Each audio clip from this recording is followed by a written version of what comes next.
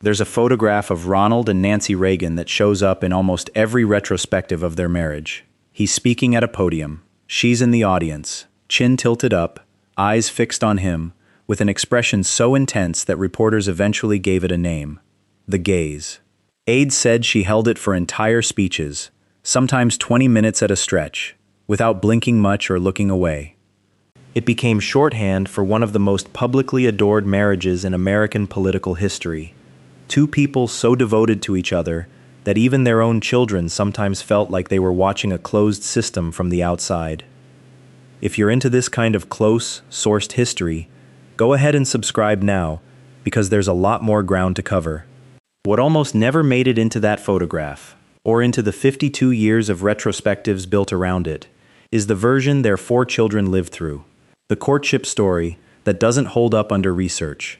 The astrologer who helped run a presidential schedule from a phone in San Francisco, and the years-long, mostly private argument over what Nancy Reagan actually was underneath the gaze. A devoted wife, a ruthless operator, or, as her own stepdaughter once called her behind her back, the Dragon Lady. Nancy Reagan was born Anne Frances Robbins on July 6, 1921, in a New York City hospital, and even her birth became a story she'd later shape for public consumption. Her mother, the stage actress Edith Luckett, went into a long labor, and by her own later account, no doctor attended to her until one finally arrived from a golf outing, visibly irritated at the delay. He used forceps to speed the delivery, and the baby came out with a scar on her cheek and one eye swollen shut, an injury doctors initially worried might leave her blind. Her father was a car salesman and sometime insurance man named Kenneth Robbins, and by every account that survives, including his daughter's own, he was barely present even before the marriage formally ended a few years later. Nancy said plainly, decades on, that it was impossible for her to think of him as her father at all. Edith kept working the stage circuit after the birth, touring with theater companies while her daughter was passed among relatives, and when Nancy was 2 years old, her mother sent her off to live with an aunt and uncle in Bethesda, Maryland, so the touring could continue uninterrupted. Nancy spent roughly 6 years in that house in Bethesda, and by most accounts it was a genuinely happy stretch, full of cousins and a stable routine her own mother wasn't offering. It ended when Edith married a Chicago neurosurgeon named Loyal Davis in 1929, and 8-year-old Nancy moved in with them. Davis was, by nearly every description that survives him, a brilliant, controlling, and formidable man who expected perfection from his students, his patients, and eventually his stepdaughter. Nancy adored him almost instantly and spent the rest of her childhood trying to become the kind of daughter he'd approve of, absorbing his obsession with neatness, discipline, and appearances along the way. She attended an elite Chicago prep school, the Girls' Latin School, then went on to Smith College, where she studied drama, the one real rebellion Davis mostly tolerated. What's easy to miss, in the warmer version of this story, is the pattern sitting underneath it.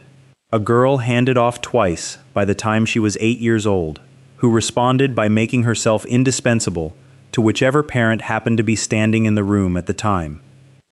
At 14, Nancy did something that tells you almost everything about how she'd operate for the rest of her life. She arranged her own adoption.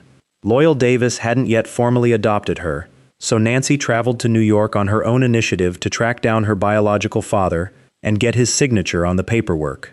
Kenneth Robbins gave it reluctantly. Nancy wired the news back to Chicago in 3 words. "Hi, Dad." She legally became Nancy Davis that year, closing the door on the Robbins name for good.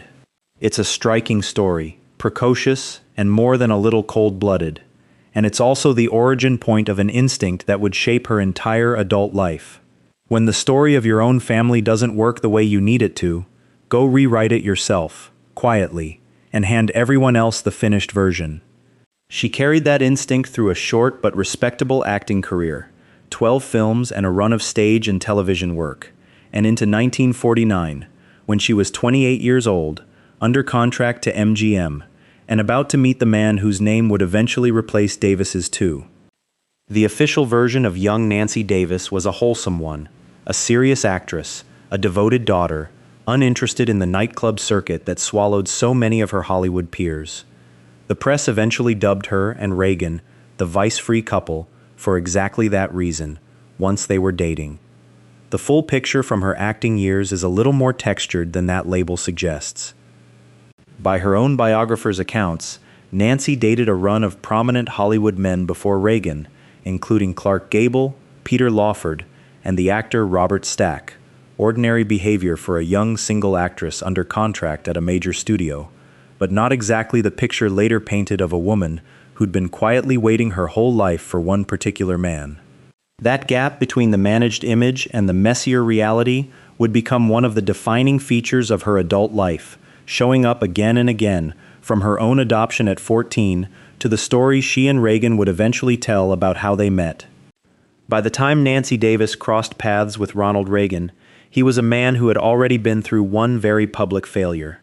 He'd married the actress Jane Wyman in January 1940, and the marriage produced a daughter, Maureen, in 1941, and an adopted son, Michael, in 1945.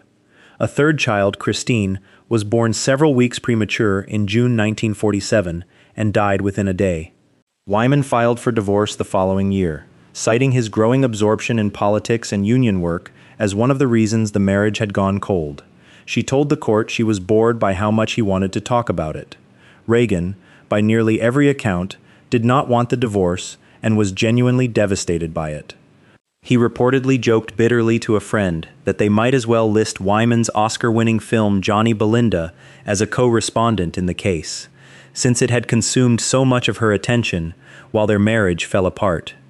In his own memoir decades later, he gave the entire relationship 2 sentences. If you're hooked already, the subscribe button is right there, and it genuinely helps get the next one made. The story Nancy and Ronald told for the next 50 years went like this.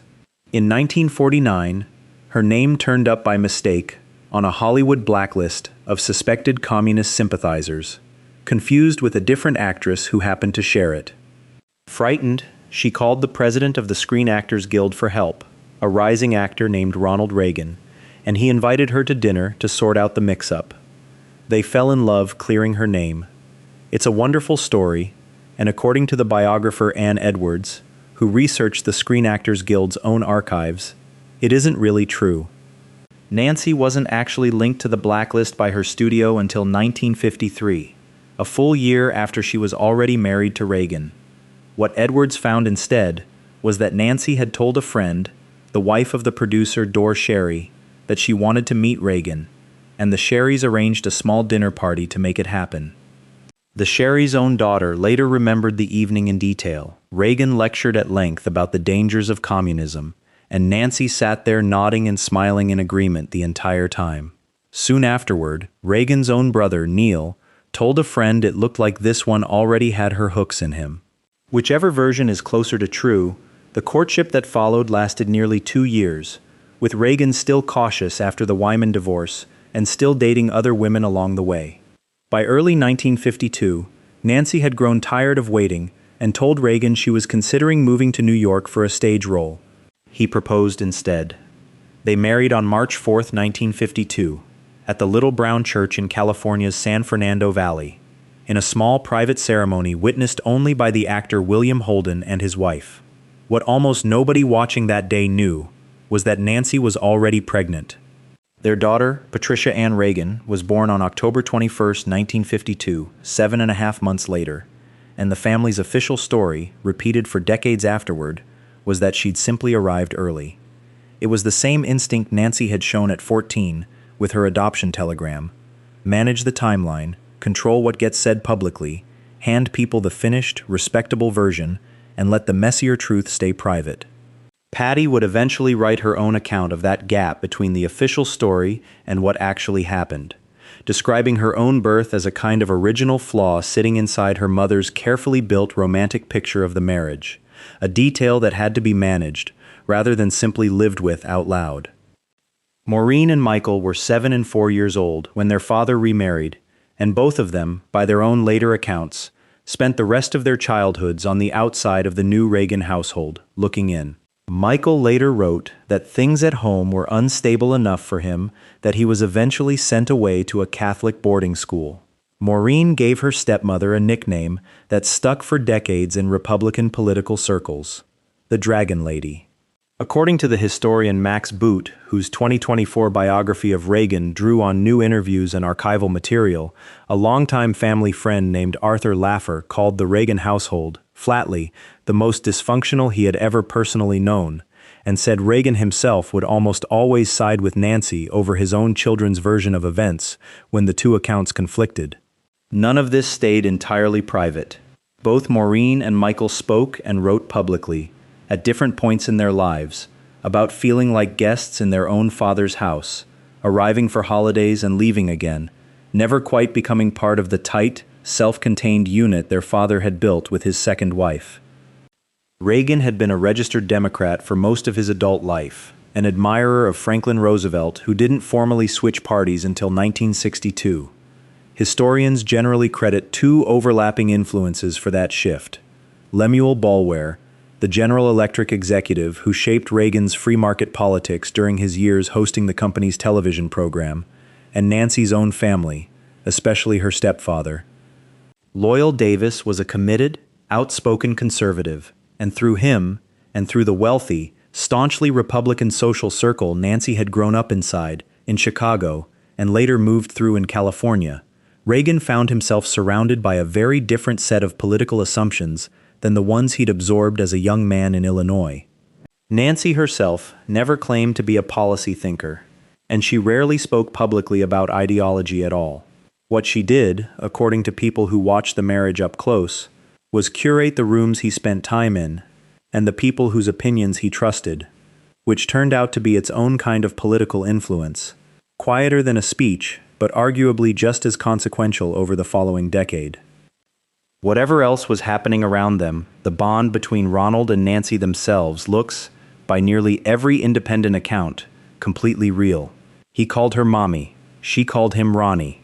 Friends said they never really stopped courting each other, holding hands well into their 70s, writing letters when they were apart even for a single night. After he was shot in 1981, Reagan wrote in his private diary that he prayed he'd never face a day when she wasn't there, and called her the greatest of all the ways he'd ever been blessed. When the actor Charlton Heston spoke at Reagan's funeral decades later, he called their marriage the greatest love story in the history of the American presidency. All of that appears to be genuinely true, and none of it required the marriage to be functional for anyone standing outside it. Several of the children later described the same feeling in almost identical language across separate interviews and memoirs, the sense that their parents' devotion to each other was a closed loop, complete entirely on its own terms, that simply didn't have much room left over for anyone else, including them. In 1992, Patti Davis published a memoir called The Way I See It, and it detonated inside the Reagan family. She wrote that her mother hit her, sometimes daily, through much of her childhood, and that Nancy moved through those years in what Patti called a tranquilizer cloud, taking 5 or 6 pills at a time. She described emotional abuse running alongside the physical kind, an atmosphere she called, in her own words, emotional tyranny. When she was a teenager and told her father, then governor of California, what was happening at home, she said he told her flatly that she was lying, that she was crazy. The Reagans' public response was a single fact statement, saying they loved all their children, including Patti, and declining to address the specific allegations point by point. Patti later admitted she regretted parts of what she wrote, and how publicly she wrote it, saying it cost her death threats and years spent being treated as the family's designated traitor. In a gentler book decades later, in 2023, she revisited the same material with more distance and more forgiveness, but she never fully retracted the core claims. What she retracted, in the end, was the certainty that airing them publicly at 29 had been the right way to be heard. As First Lady, Nancy Reagan ran directly into the gap between her own instincts and the country's mood. In 1981, with the economy in a deep recession and her husband's administration cutting spending on social programs, she spent roughly $200,000 in privately donated funds on a new set of White House china bordered in her signature red, and accepted, over the course of the administration, close to $1 million in undisclosed designer clothing and jewelry from top American fashion houses, a practice she defended publicly as simply borrowing pieces that would later be donated to museums. The press nicknamed her Queen Nancy, and the criticism stuck for years. To her credit, she eventually read the room.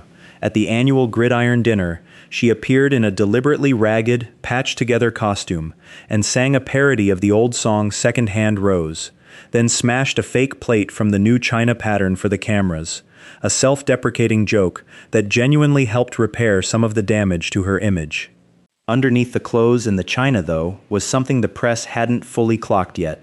Nancy had quietly become one of the most influential unelected people inside the West Wing, and within a few years, that influence would surface in a way nobody in the administration could laugh off. In November 1982, during a visit to Longfellow Elementary School in Oakland, a student raised her hand and asked Nancy a simple question. "What do you do if somebody offers you drugs?" Nancy answered, almost offhand, "Well, you just say no." She always insisted afterward that no advertising agency had dreamed up the phrase, that it had simply come out of her in the moment. It became the name of a national campaign that eventually spawned more than 12,000 school clubs, celebrity public service announcements, a White House conference for first ladies from 30 different countries, and a reputation for Nancy as the country's most visible anti-drug crusader for most of the decade. Critics, then and since, have pointed out that the campaign oversimplified a genuinely complicated public health problem and mostly ignored the prescription drug abuse quietly happening inside plenty of American households, including, according to Patty Davis's own later account, the one Nancy was running herself. Patty wrote that her mother spent years moving through a haze of 5 or 6 tranquilizers a day while touring the country, telling other people's children to just say no to substances of their own. Nancy never publicly addressed that specific charge. What she did do, consistently, for the rest of her life, was treat the campaign as one of her proudest achievements, and by most measures of pure visibility, it worked. For an entire generation of American kids, her face and that 3-word phrase were essentially synonymous. On March 30th, 1981, just over 2 months into his presidency, Reagan was leaving the Washington Hilton after a speech to a labor union when a 25-year-old named John Hinckley Jr. opened fire, hitting the president, his press secretary James Brady, a Secret Service agent, and a police officer. A bullet ricocheted off the presidential limousine and lodged an inch from Reagan's heart. He walked into George Washington University Hospital under his own power, then began coughing up blood. Before he was wheeled into surgery, he looked up at Nancy and joked, "Honey, I forgot to duck," a line borrowed from the boxer Jack Dempsey. In his diary days later, in his own handwriting, he wrote that he'd opened his eyes once in the chaos to find her there, and that being given her was, of all the ways he'd ever been blessed, the greatest one. For Nancy, the day did something else entirely underneath the relief. It cracked open a fear about her husband's physical safety that never fully closed again for the rest of his presidency, and it's the direct reason she picked up the phone, not long afterward, and called a woman in San Francisco named Joan Quigley. Quigley was a well-known celebrity astrologer Nancy had first met years earlier through the television host Merv Griffin. After the shooting, Nancy called her and said, plainly, "I'm scared every time he leaves the house." Over the next 7 years, Quigley advised on the timing of nearly everything connected to the presidency: Air Force One departures, press conferences, debate dates, personnel changes, even, according to Quigley herself, the scheduling of Reagan's colon cancer surgery in 1985. She was paid the modern equivalent of more than $10,000 a month. Her advice routed through a private mail code that landed directly on White House desks. The president reportedly knew about the arrangement and told his wife to be careful, since it might look strange if it ever came out. If it makes you feel better, he apparently told her, go ahead and do it. It came out anyway, in 1988, in a memoir by the ousted White House Chief of Staff Ronald Reagan, who wrote that virtually every major scheduling decision of his own tenure had been quietly cleared in advance with an unnamed woman in San Francisco who drew up horoscopes for a living. He didn't even know her identity when he wrote it. The revelation turned a private coping mechanism for a genuinely terrified wife into a real constitutional embarrassment. 7 years into a presidency that nobody outside a very small circle had realized was partly run on a phone line to an astrologer. Quigley herself later claimed her charts had shaped the timing of the 1985 and 1986 Geneva and Reykjavik summits with Soviet leader Mikhail Gorbachev, meetings that are now remembered as genuine turning points in ending the Cold War. And she insisted, without much independent way to verify it, that she'd nudged Reagan toward a softer public tone on the Soviet Union at exactly the moments it mattered most. Donald Reagan had his own reasons to be bitter when he wrote that memoir. The Iran-Contra scandal broke open in November 1986, when it became public that the administration had secretly sold weapons to Iran and funneled the proceeds to rebels fighting Nicaragua's government, in direct violation of a congressional ban, and Reagan, as chief of staff, took much of the blame for how badly the crisis had been managed inside the West Wing. Nancy had been working for months already to get him removed, convinced he was mishandling both the scandal and her husband's public image, and by late February 1987 she'd succeeded. He was gone, and the White House let reporters believe it had been the president's own decision, rather than his wife's sustained campaign against him. It wasn't the first time Nancy had quietly reshaped the staff around her husband, and it wouldn't be the last. Longtime aides described her as the person who tracked, carefully and continuously, which advisors were genuinely serving Reagan well, and which ones were mainly serving themselves, and she was rarely subtle once she'd made up her mind about someone. By the time she left the White House in January 1989, the frozen, adoring gaze from the campaign trail years had become, in the words of one biographer, something closer to steel underneath, still fixed on her husband whenever cameras were present, but running an entire second operation beneath it that most of the country never got a clear, complete look at. In 1991, the biographer Kitty Kelly published an unauthorized book that went further than anyone else had dared in print, alleging, among other things, that Nancy had carried on an affair with Frank Sinatra during her years as First Lady, and that Reagan himself had been with another woman on the day their daughter Patty was born. The Reagans and their allies denied the claims outright and attacked Kelly's sourcing at length, and much of the book's most explosive material has never been independently corroborated by other biographers or historians working the same period. Kelly had a track record of controversial, heavily anonymous-sourced books about famous families, and reasonable people still disagree, decades later, about how much of her Reagan material deserves to be trusted. What the book did, regardless of how much of it actually holds up, was crack the surface of the marriage America had been shown for 40 years, and it arrived within a year of Patti Davis's own memoir doing something similar from the inside. Two very different books, written from two very different vantage points, landing almost on top of each other, both saying some version of the same underlying thing. The version the country had been shown was not the whole picture.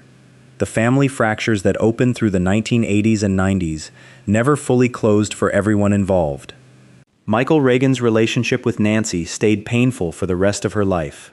He wasn't invited to his father's bedside in the final hours before Reagan's death in 2004, a decision that devastated him. And according to later reporting, by Nancy's own final years, her relationship with Michael had grown tense enough that a Secret Service agent was stationed nearby during his visits to her California home. Michael died in January 2026, at 80, having spent decades as a conservative radio host and writer, much of it circling back, in interviews and books, to the same childhood he never fully made peace with. Maureen took a different path. After decades of friction and the Dragon Lady years, she and Nancy developed a real closeness later in life, one that held until Maureen's death from melanoma in August 2001, less than 3 years before her father's own death. Patty, too, eventually found her way back, later crediting her father's decline as the thing that finally made the old grievances feel smaller than the time they had left together. Of the 4 children, only Ron, the younger son from the second marriage, seems to have avoided the worst of it, staying close to both parents for most of his adult life, even as he built a career and an identity almost entirely apart from theirs. At 12, he told his parents he was an atheist and stopped going to church with them. He dropped out of Yale after one semester to join the Joffrey Ballet, a decision his conservative Christian father reportedly worried about, but never fought. He married a clinical psychologist, Doria Palmieri, in 1980, and spent the rest of his career as a magazine writer and television commentator, openly and consistently, to the political left of the family that raised him. None of it seems to have cost him the relationship, the way similar defiance had cost his half-siblings. By most accounts, he simply never stopped being welcome in the room. In 1989, only months after leaving the White House, Reagan was thrown from a horse at a ranch in Mexico and suffered a concussion and a subdural hematoma. Nancy came to believe, in hindsight, that the blow had hastened what came next. There were no clear symptoms for years afterward, but by the early 1990s, she knew something was changing. At his 83rd birthday celebration in February 1994, in front of 2,500 guests, Reagan delivered his remarks without any trouble, then turned to her afterward and admitted, quietly, that he wasn't quite sure where he was. On November 5, 1994, he released a handwritten letter telling the country he had Alzheimer's disease, closing it by writing that he was beginning the journey that would lead him into the sunset of his life. What followed were 10 years Nancy came to call, simply the long goodbye, daily hands-on caregiving, shortened phone calls to old friends, long hours spent alone with decades of love letters, and a specific kind of grief that had nowhere to land, because the person she was grieving was still, technically, sitting in the room beside her. She said it herself plainly, later, in an interview. When it comes right down to it, you're in it alone. Ronald Reagan died at home in Los Angeles on June 5, 2004, at age 93, with Nancy at his side, after the decade-long decline she had managed almost entirely by herself. His body lay in state at the Capitol Rotunda before a funeral at Washington's National Cathedral, attended by 4 sitting and former presidents and dozens of world leaders, and Nancy, composed in public through nearly all of it, was seen resting her hand on his flag-draped casket in a moment photographers ran everywhere. 7 weeks later, her son Ron stood on stage at the 2004 Democratic National Convention, a party his father had spent his political life opposing, and made the case for lifting federal restrictions on embryonic stem cell research, telling the crowd that the theology of a few shouldn't be allowed to forestall the health of the many. Nancy herself, in the years that followed, became one of the country's most visible advocates for that same cause, publicly breaking with much of her own party to support embryonic stem cell research, saying at one point that Alzheimer's was probably the worst disease anyone could ever not personally have. On this one specific issue, mother and estranged in ideology son ended up standing on exactly the same side. She died on March 6, 2016, at 94, of congestive heart failure, and was buried beside her husband at the Ronald Reagan Presidential Library in Simi Valley, the two of them together in the ground, the way she had always said she wanted to be. What America was shown across those 52 years was the gaze, unbroken devotion, a love story that outlasted Hollywood, a presidency, and a decade of disease.